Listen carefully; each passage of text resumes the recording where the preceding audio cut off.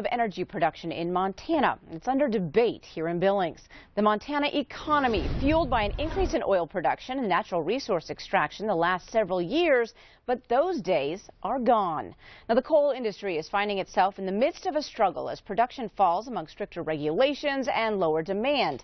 But as Q2's Dustin Kleeman reports from this week's energy conference, industry leaders point to future opportunity to weather the storm. Coal. There's an abundance, but new regulations have created obstacles for industry companies. Montana is sort of a microcosm about what's happening all across the country, but on steroids. Because you have all of these abundant resources here. You've got a quarter of our nation's coal supply, yet coming right at you is the federal government.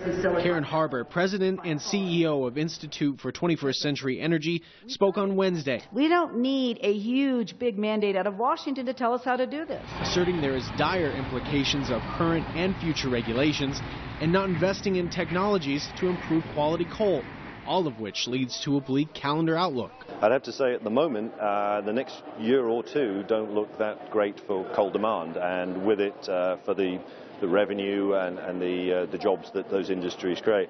Cloud Peak Energy president and CEO Colin Marshall forecasted a hit to Montana and Wyoming economies, with just $17 million less going back to the state in taxes and royalties. That's going to be played out across Montana. It's a real impact, and the mine, we have a direct impact on the Billings area, about $18 million of associated spending in this region.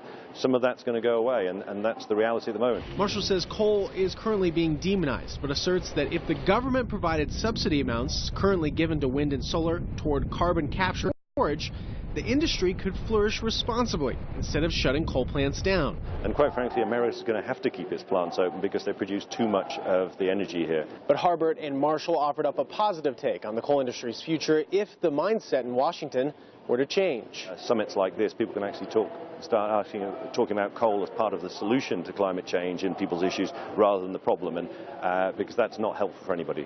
We are a country that has been blessed with abundant coal resources. The policy today is to keep them in the ground. What the policy should be is continue to invest in those technologies that will improve the quality of that coal and our ability to use it. In Billings, I'm Dustin Kleeman, MTN News.